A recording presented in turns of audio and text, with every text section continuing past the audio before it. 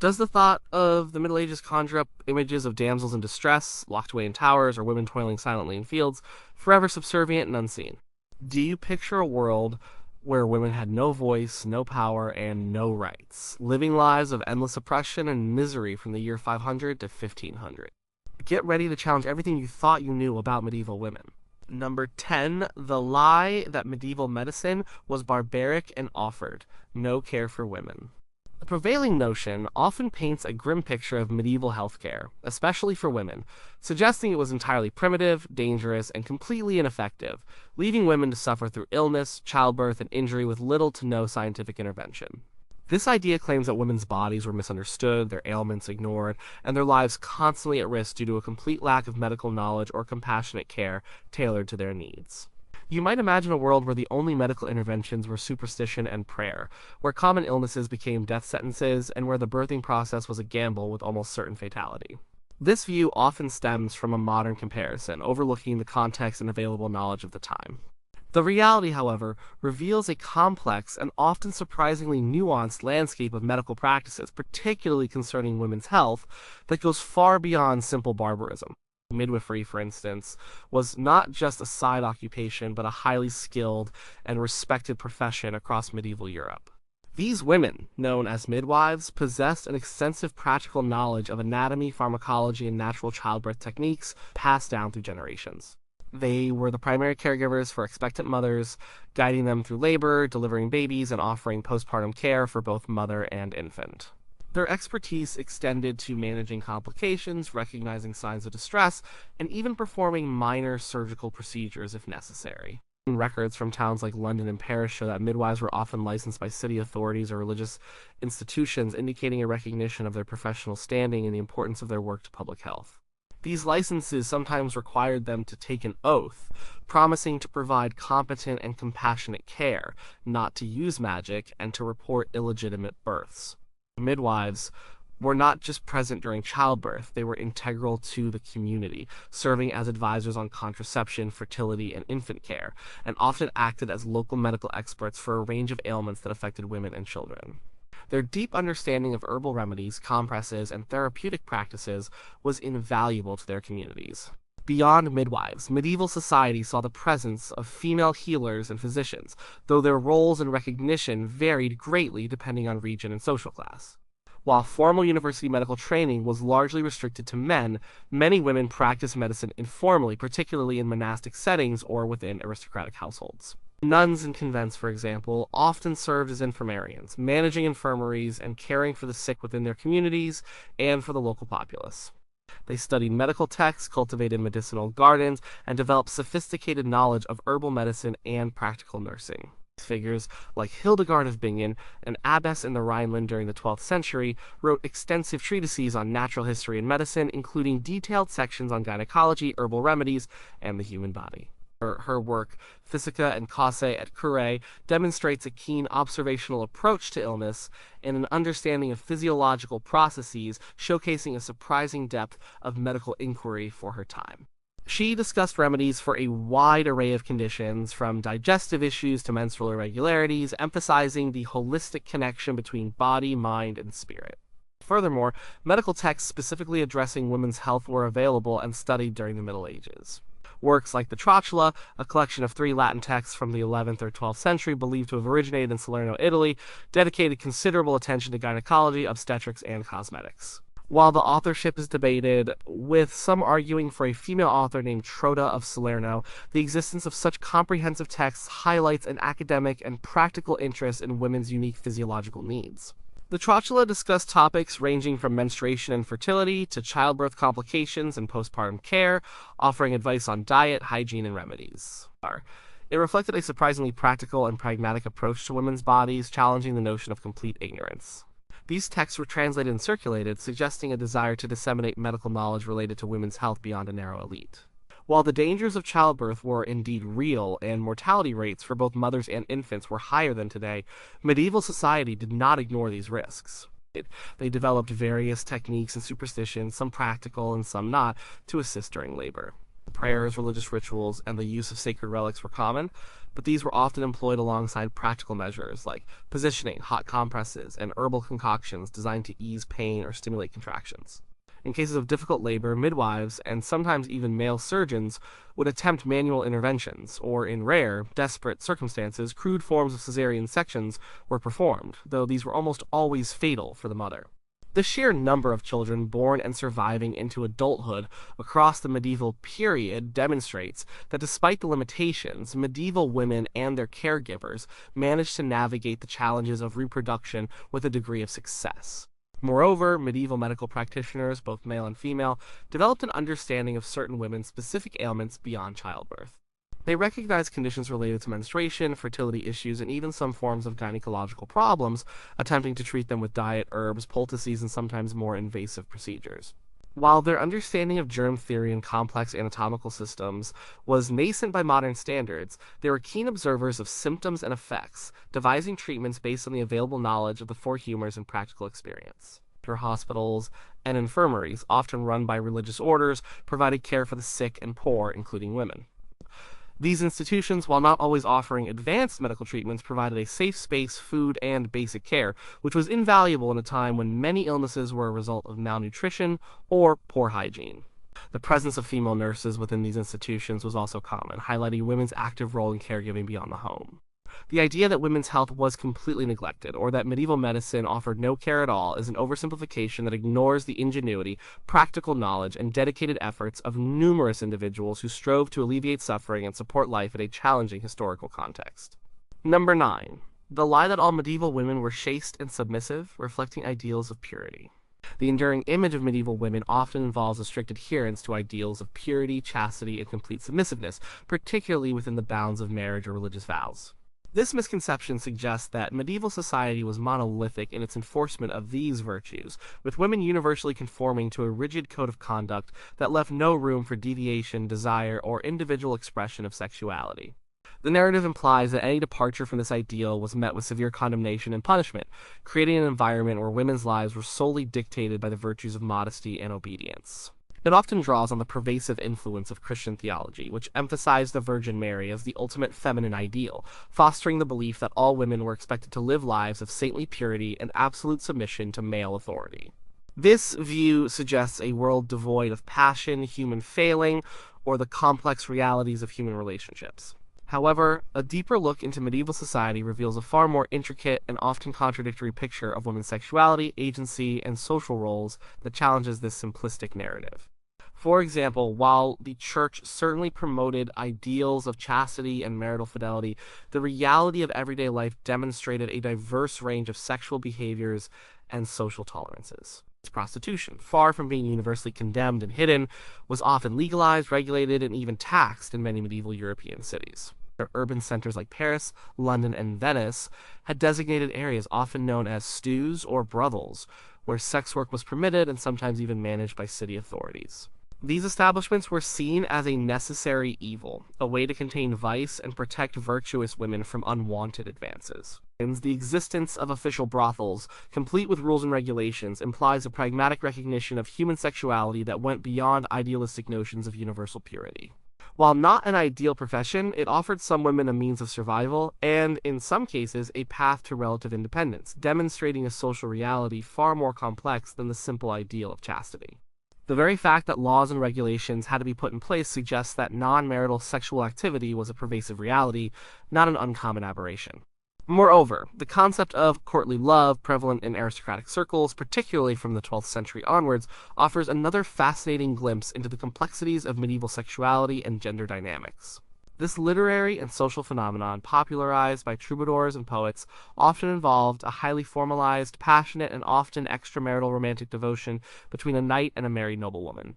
While typically unconsummated in its idealized form, courtly love celebrated intense emotional and intellectual connection, admiration, and even erotic longing outside the confines of traditional marital duty. Women in these narratives were not passive objects of affection, but often active participants, bestowing favors, setting challenges, and inspiring acts of chivalry.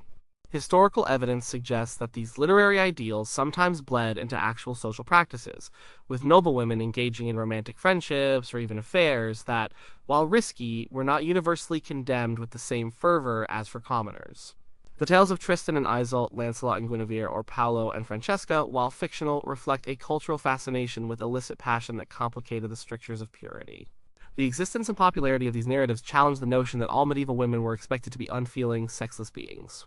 Beyond the formal institutions of prostitution and the literary trope of courtly love, evidence from legal records, ecclesiastical court proceedings, and personal letters reveals that extramarital affairs, premarital sexual relationships, and consensual non-marital unions were not uncommon across all social classes. While sins in the eyes of the church, human desires and relationships often defied the strictures. Women, like men, engaged in these relationships for various reasons: love, affection, social advancement, or even just pleasure. The church courts, which had jurisdiction over moral offenses, frequently dealt with cases of adultery, fornication, and concubinage, indicating that these were persistent issues. The very need for such extensive legal and moral condemnation suggests that these behaviors were widespread realities, not isolated incidents. The penalties varied, from public penance to fines or even more severe physical punishments, yet their continued occurrence indicates that the ideal of universal chastity was often more aspirational than actual. Furthermore, medieval views on women's bodies and sexuality were not monolithic. While some theological perspectives emphasized Eve's sinfulness and women's inherent weakness, other views celebrated women's fertility and their crucial role in perpetuating families and lineages. The cult of the Virgin Mary, while promoting purity, also elevated a woman to a central, revered position within Christianity, offering an alternative model of female power and spiritual significance. The lives of female saints and mystics, who often experienced intense spiritual and sometimes even physical raptures, sometimes blurred the lines between the sacred and the bodily, showcasing women who were passionate and powerful in their own ways. The medieval period also saw the development of gynecological texts, like the Trotula, which discussed women's sexual health, fertility, and even methods of contraception, suggesting a practical understanding of women's bodies that went beyond purely moralistic judgments. Finally, the idea of submissiveness must also be approached with nuance. While women were legally and socially subordinate in many contexts, this did not equate to a complete lack of agency in their personal lives or relationships. Women often found ways to exert influence, negotiate terms, and make choices within the confines of their social roles. Love, affection, and mutual respect were often present in medieval marriages, and women could sometimes choose their partners, especially among the lower classes, or exert pressure on their families regarding marital alliances. The existence of handfasting, or informal marriage agreements in some regions, which preceded formal church ceremonies, suggests a degree of flexibility in sexual and marital arrangements. The notion that all medieval women were uniformly chaste and submissive is a historical oversimplification that ignores the complexities of human behavior, the varying social norms across regions and classes, and the resilience and agency of women who navigated a challenging but diverse world. Number 8, the lie that women were viewed as inherently evil and inferior derived from Eve. A pervasive misconception about the Middle Ages asserts that women were universally perceived as inherently evil, intellectually inferior, and morally weak, solely due to the biblical narrative of Eve's temptation and the fall. This view suggests that medieval society, heavily influenced by theological teachings, blamed women for original sin and consequently stripped them of dignity, relegated them to a subordinate status, and denied them any form of respect or spiritual equality. It implies a constant, pervasive misogyny that permeated every aspect of life, defining women solely through a lens of suspicion and blame.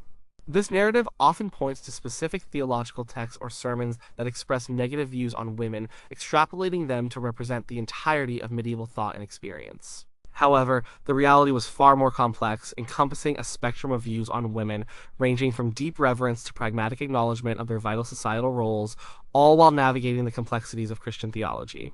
While some prominent theologians and writers certainly express misogynistic views, often drawing from classical philosophical traditions and interpretations of biblical texts, these opinions did not represent the entirety of medieval thought or the lived experiences of women. For every text that condemned women as temptresses or inferior beings, there were countless examples of practical respect, spiritual elevation, and even celebration of women's roles. The medieval period, particularly the High and Late Middle Ages, saw an immense proliferation of the cult of the Virgin Mary, which elevated a woman to a position of unparalleled spiritual significance. Mary was seen as the Queen of Heaven, the Mother of God, a compassionate intercessor, and the epitome of purity, grace, and maternal love. Churches were dedicated to her, hymns were sung in her honor, and countless works of art depicted her in glorious and powerful ways. This widespread devotion to Mary provided a powerful counter-narrative to any notion of women's inherent sinfulness, offering instead an ideal of womanhood that was revered, powerful, and utterly good. The veneration of Mary demonstrated that within the very same religious framework, a woman could be the pinnacle of virtue and a source of salvation, not just temptation. Beyond the Virgin Mary, numerous female saints were venerated across Europe, whose lives served as models of piety, courage, and spiritual strength. Saints like Catherine of Siena, Bridget of Sweden, Clare of Assisi, and Joan of Arc, though living later, her story is rooted in medieval context, were celebrated for their intellect, their spiritual insights, their charitable works, their leadership, and their unwavering faith. Many of these women were seen as direct channels to God, performing miracles, influencing popes and kings, and inspiring countless followers. Their lives were not defined by weakness or inferiority, but by extraordinary spiritual power and personal agency. The very act of canonizing and venerating these women demonstrated that medieval society and the Church itself recognized and celebrated female holiness and moral fortitude.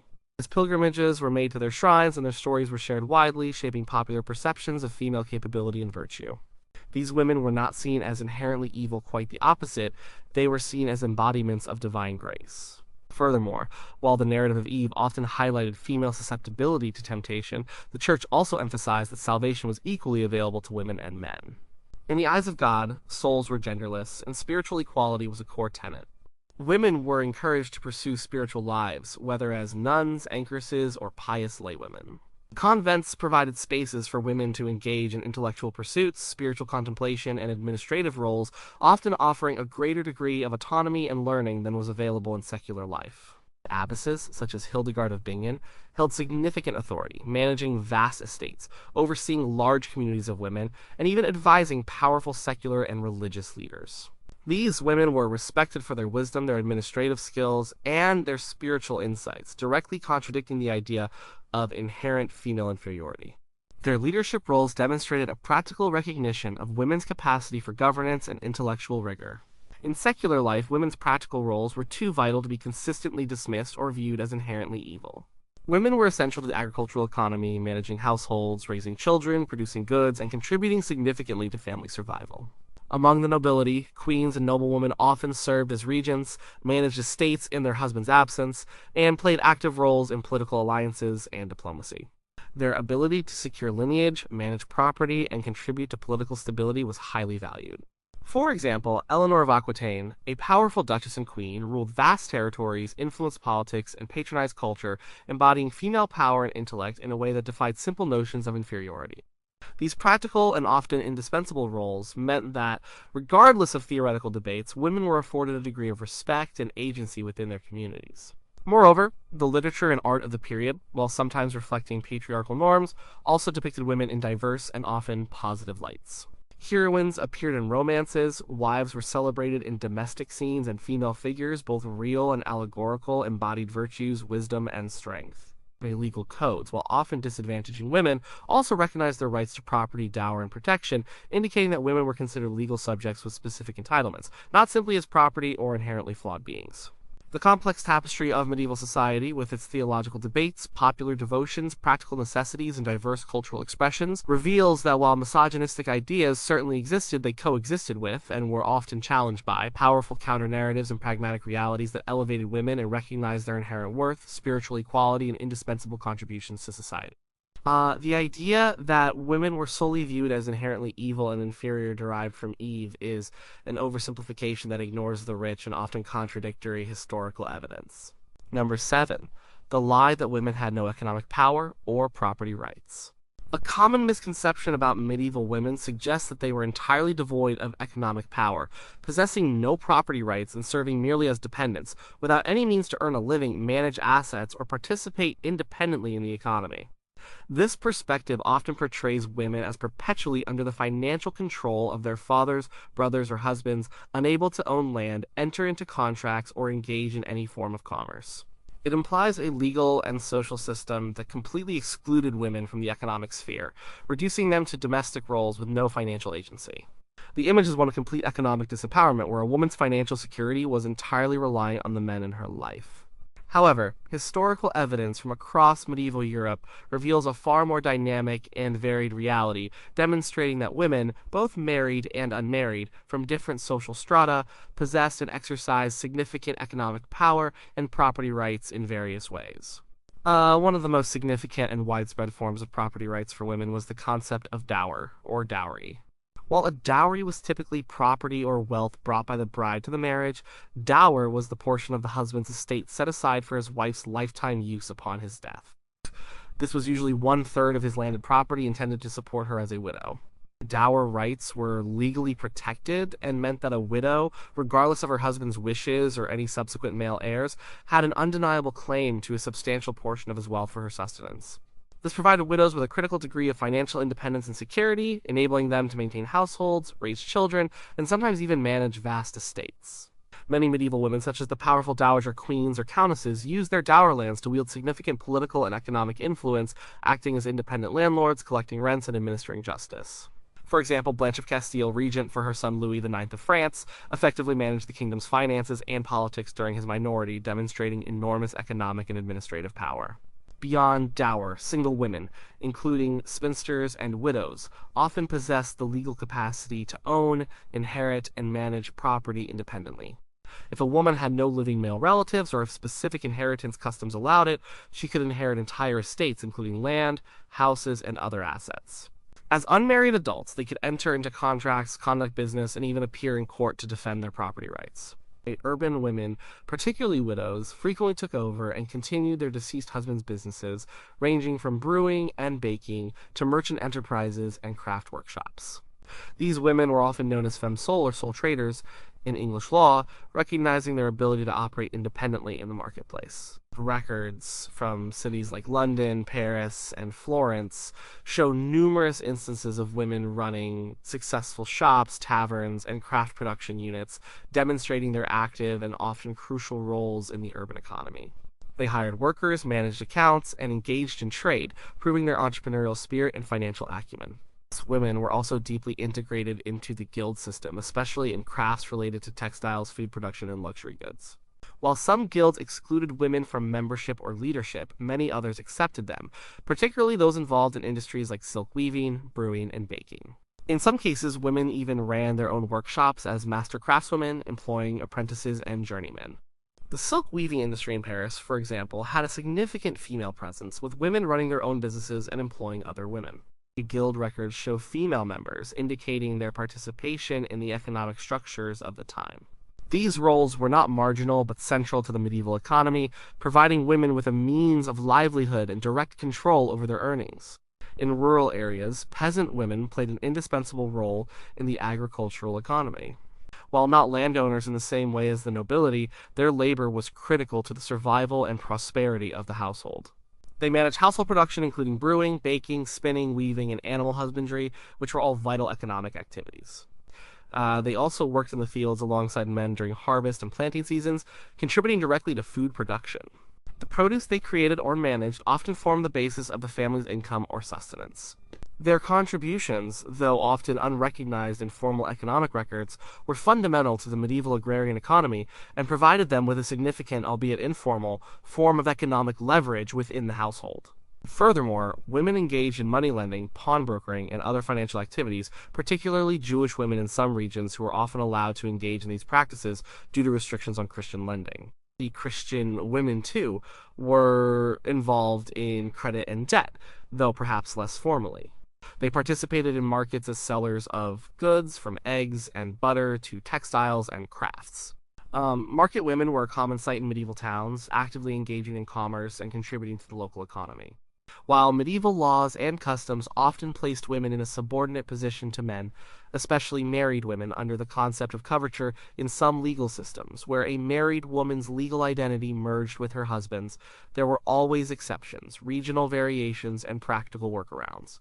The idea that women had no economic power or property rights is an oversimplification that ignores the countless instances of women owning land, running businesses, inheriting wealth, and actively participating in the diverse and dynamic economies of the Middle Ages. Their contributions were not only significant, but often indispensable to the functioning of medieval society. Number 6, the lie that witches were burned everywhere and always.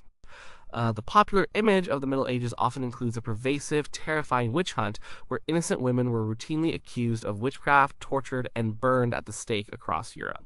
This enduring misconception suggests that fear of magic and the devil dominated medieval society from its earliest days, leading to a constant, widespread persecution of women deemed witches. It implies that witch trials were a common and brutal feature of everyday life for centuries, with women being particularly vulnerable targets simply for being old, poor, or independent. This narrative often conflates the entire medieval period with the later, much more intense witch hunts of the early modern era, leading to a distorted view of how magic and supposed witchcraft were perceived and punished. However, historical research reveals a very different picture, demonstrating that the large-scale, systematic persecution of witches as we understand it was not a defining characteristic of the medieval period. For much of the Middle Ages, accusations of witchcraft were relatively rare, and when they did occur, they were typically handled very differently from the dramatic trials of the 16th and 17th centuries. Early medieval laws and ecclesiastical decrees often dismissed beliefs in magical practices as pagan superstition or rustic credulity, rather than a serious crime or heresy. The Church, while condemning certain magical practices, often focused on the belief in magic as a sin of apostasy or idolatry, meaning turning away from God, rather than a direct pact with the devil that would lead to widespread satanic conspiracies. Canonical texts like the Canon Episcopi, an influential text from the 10th century, actively debunked the notion that women rode with pagan goddesses or engaged in night flights, labeling such beliefs as delusions inspired by the devil rather than actual occurrences.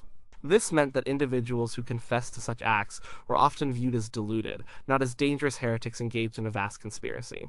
When accusations of magical harm or maleficium did arise, they were usually treated as civil offenses, similar to poisoning or assault, rather than as a distinct crime of witchcraft.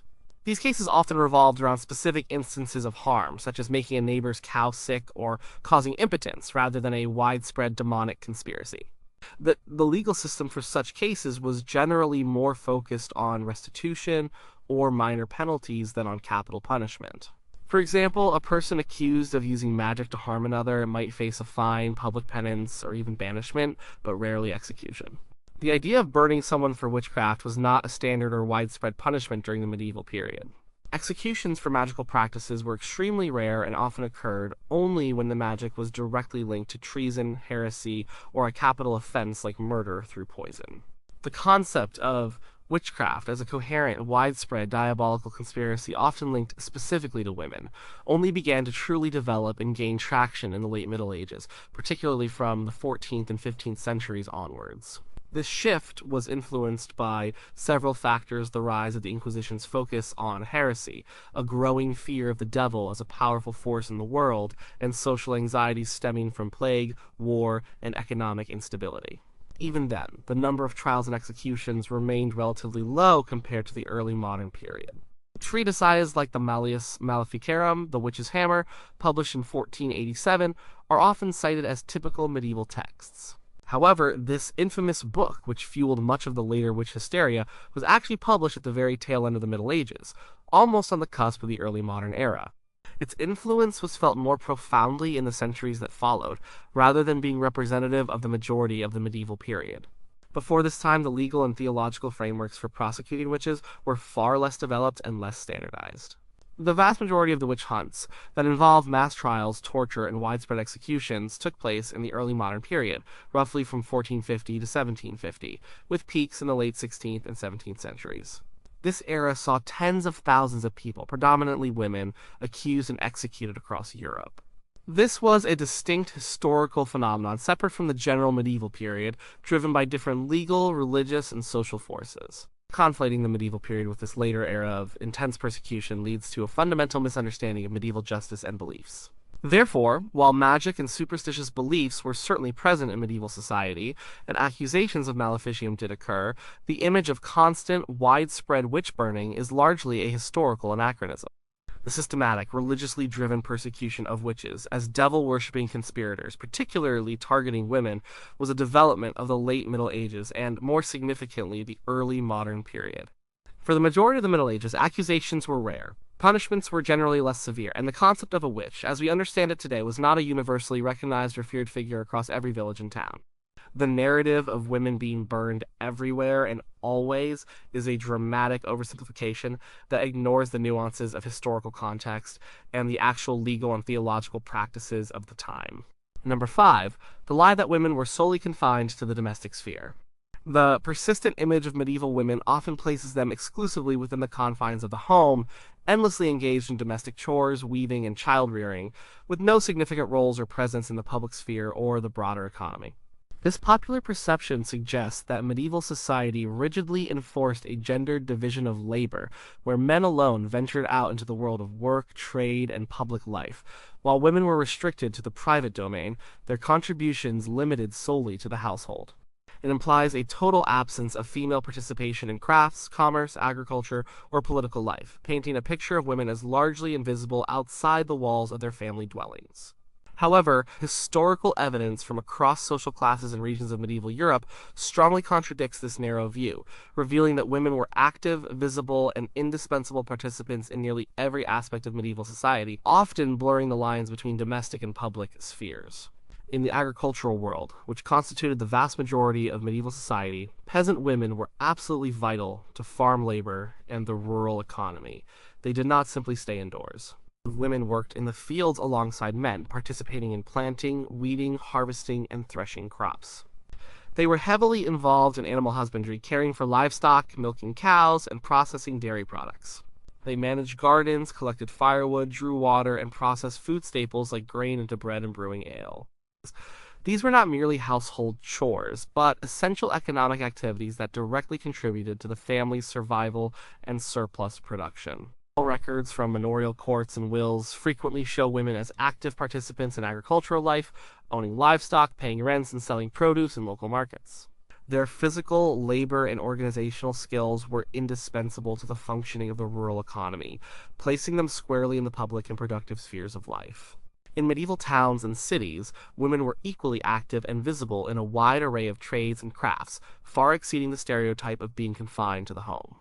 They worked as bakers, brewers, innkeepers, street vendors, and market sellers. Women were prominently involved in the textile industry, from spinning and weaving to dyeing and tailoring, often running their own workshops or working as skilled laborers. In professions like brewing, women dominated the industry for centuries, producing ale for household consumption and for sale in taverns and markets. Records from English towns, for instance, show a large proportion of alewives.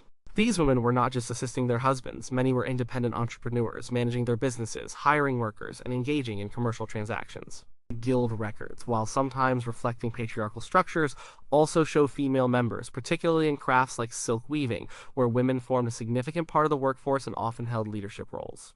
Beyond crafts and commerce, women also held roles in service industries and even in the professional sphere. They worked as domestic servants in noble households, as nurses in hospitals, and as bathhouse attendants. In the realm of healing, as discussed, midwives were a professional class of women who traveled through communities providing essential public health services.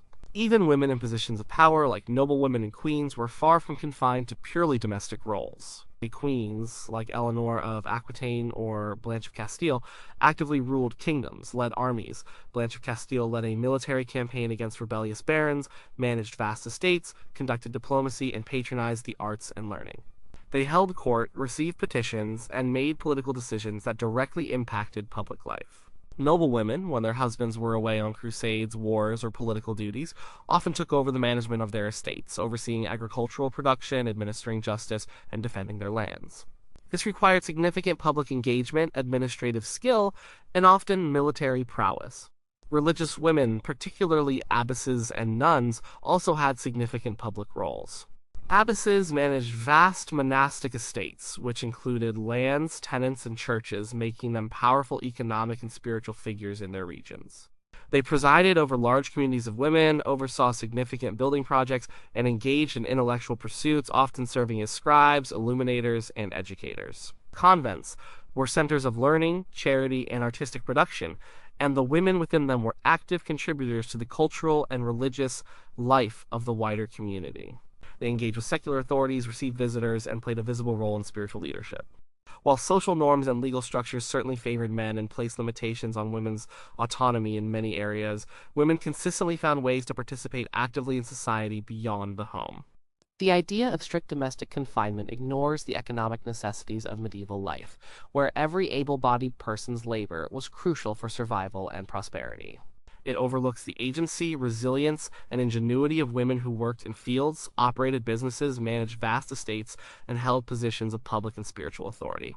The reality is that medieval women were integral to the social, economic, and political fabric of their world, constantly moving between and influencing both the private and public spheres. Number 4, the lie that medieval women were all oppressed and miserable. The prevailing narrative often paints a bleak picture of medieval women's lives, suggesting they were uniformly oppressed, downtrodden, and perpetually miserable, subjected to relentless patriarchal control, hardship, and a complete lack of personal autonomy or joy.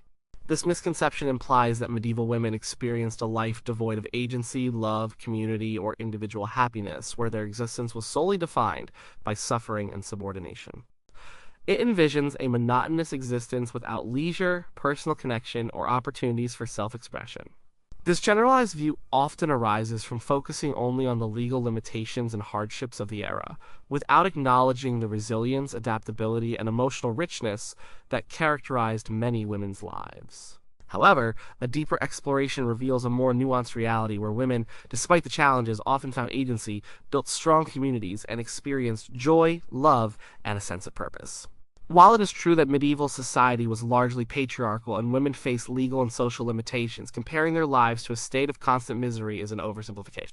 Human experience is complex, and medieval women, like people in any era, found ways to thrive, find meaning, and cultivate happiness within their societal structures. Their lives were filled with a range of emotions and experiences, including love, friendship, community bonds, religious devotion, and the satisfaction of contributing to their families and communities. For instance, familial relationships were often strong and supportive. Marriages, while sometimes arranged, often developed into loving partnerships, and evidence from letters and personal accounts suggests genuine affection and mutual respect between spouses.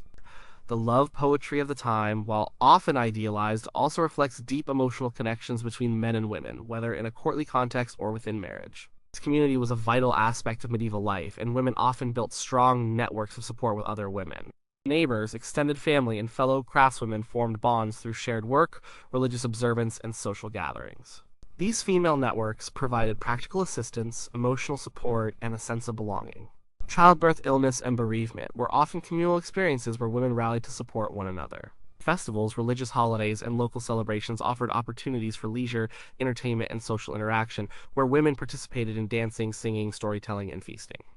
These events were not only diversions, but also crucial for social cohesion and the expression of collective joy, and women were integral to their planning and participation. Their religious life offered many women a profound sense of purpose, spiritual fulfillment, and even a degree of agency and intellectual freedom that might have been harder to achieve in secular life. For women who chose to become nuns or anchoresses, their lives were dedicated to prayer, study, and service. Convents were not merely places of confinement, but often vibrant centers of learning, artistic production, and spiritual leadership. Women like Hildegard of Bingen found immense fulfillment and power through their spiritual visions, intellectual pursuits, and administrative roles, becoming influential figures who advised popes and emperors. For laywomen, religious devotion provided solace, community, and an outlet for expressing their spirituality, often through participation in confraternities, pilgrimages, and the veneration of saints. The intense personal relationship with the divine was a source of deep joy and meaning for many. Furthermore, women derived satisfaction from their work, whether in the fields, in urban crafts, or managing households. Their contributions were essential to the survival and prosperity of their families and communities. The skilled work of spinning, weaving, brewing, baking, or managing a complex household provided a sense of accomplishment and dignity. The physical demands of medieval life meant that all members of a family had to contribute, and women's labor was explicitly valued for its economic necessity.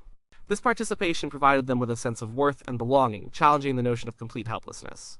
While medieval society undoubtedly presented hardships, including high mortality rates, limited medical knowledge, and strict social hierarchies, it is inaccurate to assume that these conditions resulted in universal misery for women. Resilience, coping mechanisms, and the ability to find joy in everyday life are universal human traits. Medieval women, like people of any era, adapted to their circumstances, found solace in their faith, forged meaningful relationships, celebrated life's milestones, and derived satisfaction from their roles within their families and communities. The narrative of constant oppression and misery overlooks the rich tapestry of human experience, the numerous examples of female agency, and the diverse ways in which medieval women navigated their world, often finding moments of happiness, connection, and purpose amidst the challenges. Number 3. The lie that women had no control over their bodies or marriages. A deeply entrenched misconception about medieval women asserts that they possessed absolutely no control over their own bodies, their sexuality, or the crucial decision of marriage. This view suggests that women were entirely passive subjects, forced into unwanted unions, denied any say in their marital destiny, and had their reproductive lives completely dictated by male relatives or societal norms. It implies a total absence of consent, bodily autonomy, or personal choice in matters as fundamental as who they would marry or whether they would have children. This narrative often highlights arranged marriages among the nobility and the strictures of church law, extrapolating them to represent the universal experience of all medieval women, leading to a perception of utter powerlessness in these critical aspects of life. However, historical evidence reveals a far more complex reality, demonstrating that women, within the confines of their social structures, often exercised a surprising degree of agency and influence over their bodies and their marital choices. Firstly, regarding marriage, church law, which became increasingly influential throughout the Middle Ages, stipulated that the mutual consent of both parties was a fundamental requirement for a valid marriage. While parental consent was important, particularly for aristocratic families where alliances were crucial, the church emphasized the free will of the individuals. If a woman was coerced into marriage, or if she later claimed she did not consent, the marriage could be annulled by an ecclesiastical court. While pressure from family was common and significant, especially in noble or wealthy families, women sometimes found ways to resist unwanted matches, appealing to family members, confessors, or even the courts. For example, a woman might claim a pre-existing promise of marriage to another, or even a secret, informal marriage known as sponsalia per verba de presenti, which was recognized as binding by the church even without a formal ceremony. This legal framework, imperfect as it was, at least theoretically provided women with a voice in their marital destiny and a means to challenge forced unions. Among the lower classes, particularly peasants and urban laborers, women often had considerably more freedom in choosing their marriage partners. While practical considerations like economic viability were paramount, young people frequently met and courted on their own, often working alongside each other. Marriage negotiations in these circles were typically less about grand alliances and more about shared labor and mutual consent. Betrothals, often formalized by an exchange of vows and rings, were usually preceded by a period of courtship, giving individuals time to assess their prospective partners. While parental approval was still desirable, direct coercion was less common than in the upper echelons of society. Studies of village records and legal disputes show instances where women actively chose their partners, sometimes despite parental objections or where they refused specific matches. Moreover, medieval women had alternative paths to marriage and childbearing that offered different forms of control. For women who wished to avoid marriage entirely, entering a convent offered a respected and legitimate alternative. This choice, while sometimes encouraged by families, was often a personal decision to dedicate one's life to God. Once in a convent, women could gain education, pursue intellectual endeavors, and achieve positions of leadership, offering a degree of autonomy and purpose unattainable in many secular marriages. This provided an escape from the pressures of marriage and childbearing for many noble and even some wealthy commoner women. Regarding bodily autonomy and reproduction, while knowledge was limited by modern standards, medieval women were not entirely without agency. Women, especially midwives, held significant knowledge about contraception, herbal remedies for regulating menstruation, and even crude abortifacients, though these practices were often condemned by the church and could be dangerous. While ineffective by modern standards, the existence of these methods and the knowledge among women's networks indicates an ongoing attempt to manage fertility and exert control over their bodies. Midwives were central to this knowledge transmission, sharing information and methods within female communities. Furthermore, while childbirth was a dangerous and often painful experience, women had agency within this process too. Midwives, overwhelmingly female, managed labor and delivery, and women often supported each other during childbirth, creating a female-centric space where decisions about the birthing process were largely made by women. The act of choosing to have children or not, while heavily influenced by societal and religious expectations, was not always entirely out of a woman's hands, particularly when considering the aforementioned informal methods of fertility control. In cases of marital breakdown, while divorce was not permitted by the church in the modern sense, annulment was possible for various reasons, including non-consummation, pre-existing vows, or lack of consent. Or women could and did petition ecclesiastical courts for annulments, seeking to escape unhappy or abusive marriages.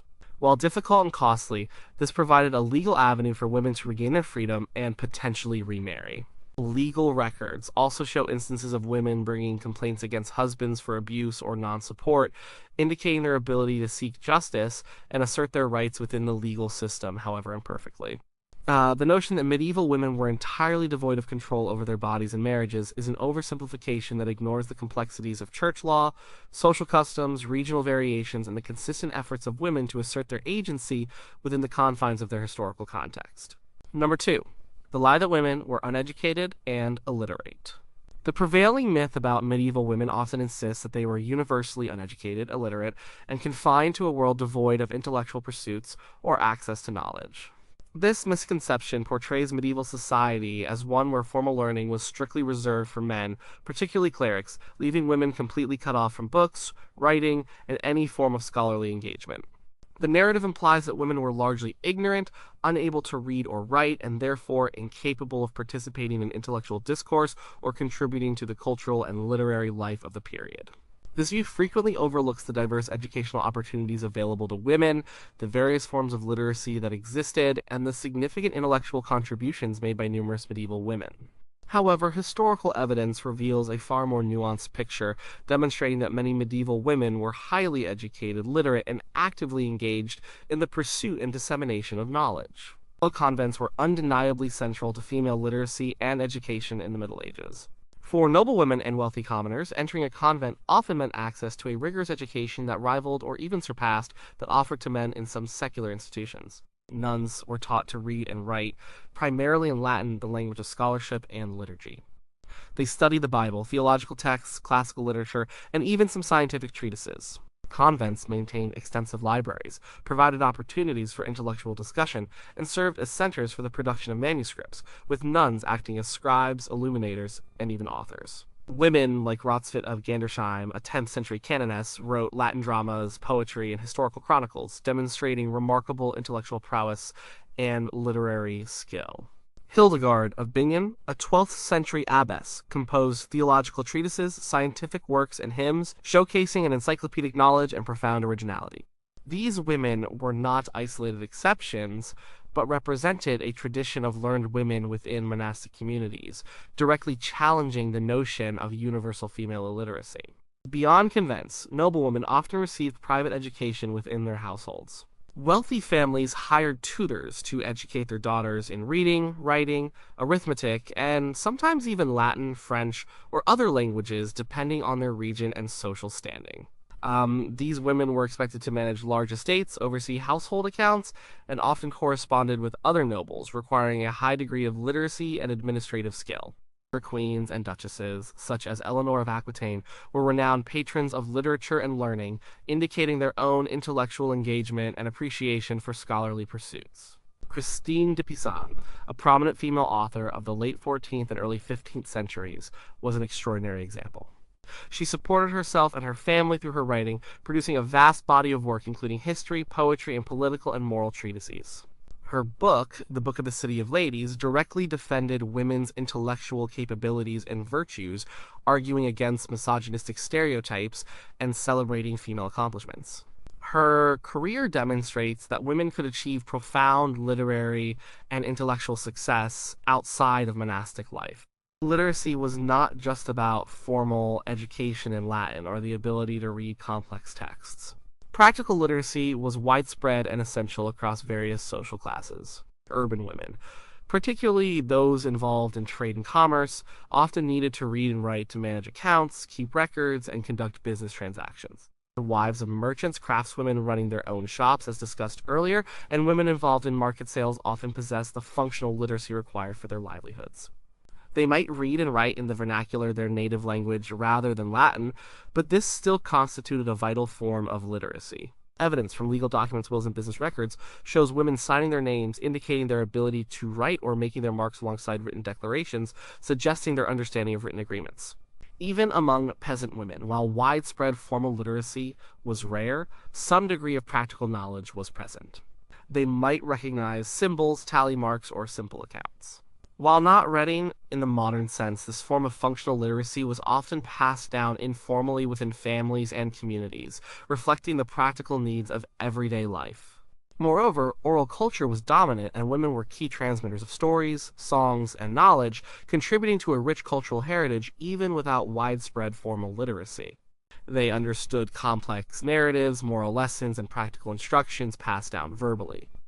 The idea that all medieval women were uneducated and illiterate is a vast oversimplification that ignores the diverse educational opportunities available, the varying forms of literacy, and the numerous examples of intellectually accomplished women. From learned nuns and aristocratic scholars to literate urban craftswomen, medieval women actively participated in and contributed to the intellectual and cultural life of their time, leaving behind a rich legacy of texts, ideas, and scholarship. Number 1. The lie that women were totally powerless and subservient. Perhaps the most pervasive and enduring lie about medieval women is the idea that they were entirely powerless, completely subservient to men, and possessed no agency or influence whatsoever in their lives or in society. This misconception paints a picture of women as passive, voiceless figures, perpetually under the strict control of fathers, husbands, or brothers, with no ability to make independent decisions, hold authority, or contribute meaningfully beyond the domestic sphere. It suggests that women were mere property, without legal rights, political voice, or any means to shape their own destinies or the course of events around them. This narrative often focuses exclusively on patriarchal ideals and legal limitations, overlooking the numerous ways women asserted agency, wielded influence, and held positions of considerable power throughout the Middle Ages. However, historical evidence unequivocally demonstrates that medieval women, across various social classes and regions, exercised significant power, held diverse forms of authority, and actively shaped their world in complex and often surprising ways. The queens and noblewomen, for instance, frequently wielded immense political power, far beyond being mere consorts.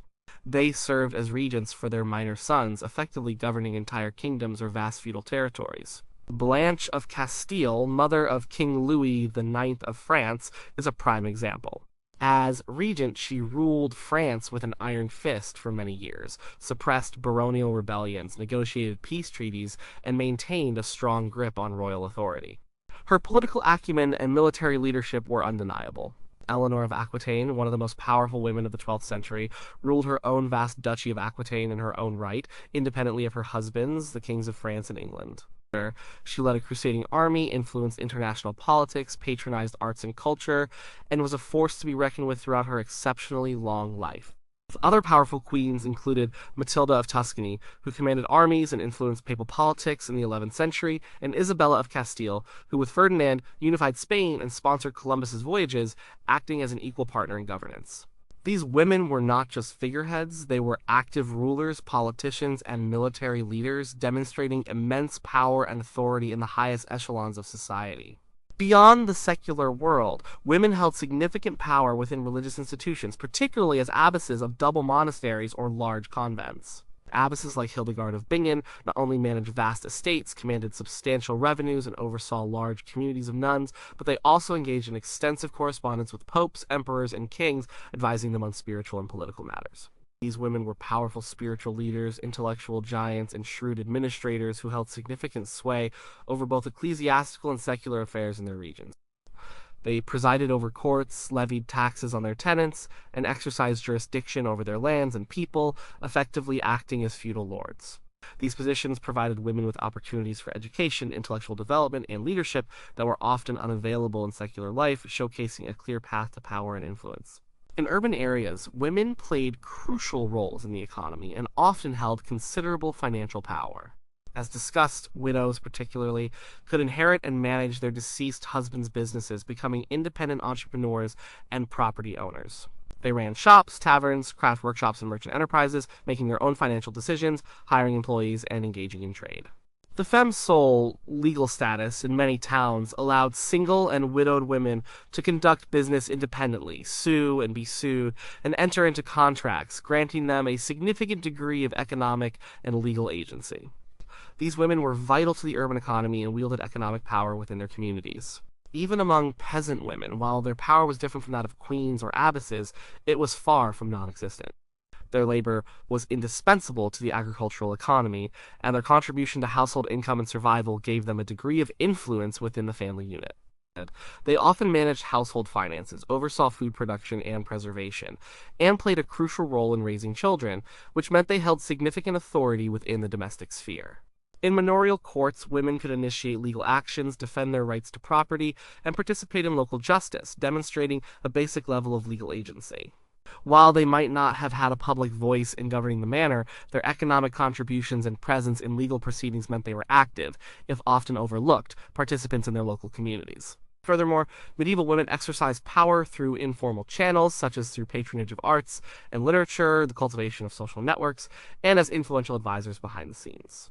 Women were often patrons of poets, artists, and scholars, influencing cultural trends and supporting intellectual endeavors. They formed powerful alliances through kinship and friendship, wielding social influence that could impact political decisions or secure favors. The role of royal mistresses, while controversial, also highlights how women could exert significant, albeit informal, political influence through personal relationships. The idea that medieval women were universally powerless and subservient is a drastic oversimplification that ignores the vast and diverse evidence of female agency, authority, and influence across the social spectrum and throughout the medieval period. From reigning queens and powerful abbesses to independent urban entrepreneurs and indispensable peasant laborers, medieval women actively shaped their own lives and the world around them, demonstrating resilience, ingenuity, and diverse forms of power that challenge conventional stereotypes.